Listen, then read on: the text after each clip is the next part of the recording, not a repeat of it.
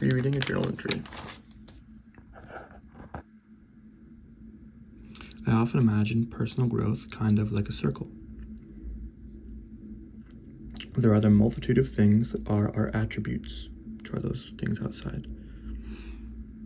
What we know how to do, and how well we do things. Each verb, the doing of anything and everything, seems to me to have two parts, closely related but distinct. The mind and the body, the knowing and the doing itself. Experience helps both to grow. Reading, thinking, watching asymmetrically aid the knowing part, but the doing itself, the experience of doing over time, improves the doing the most and also informs the knowing.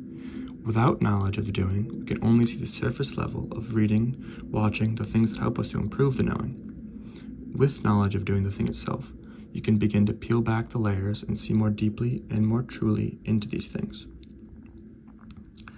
The idea being the fact that not only do attributes have interrelated parts themselves, but as they're all part of one thing, us, they are also interrelated to each other, transferable skills.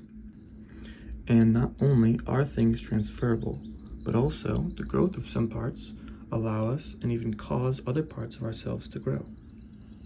The opposite can also be true. The decay of some parts of us leak elsewhere, and the lack of growth in one attribute can stunt the growth, slow, or even stop growth in another. The center circle in the middle is our self. It could be called our soul, but the definition of that is too unclear to me to call it that now. Certain experience, call it expansive experience, reaches a layer deep enough in the bedrock of our lives to actually change ourself. You do something enough, it grows and expands, and you sometimes glean a truth, something that is no longer separate, something that no longer relates only to itself or to other things like it, but to everything. These things can enter the inner circle because they touch everything.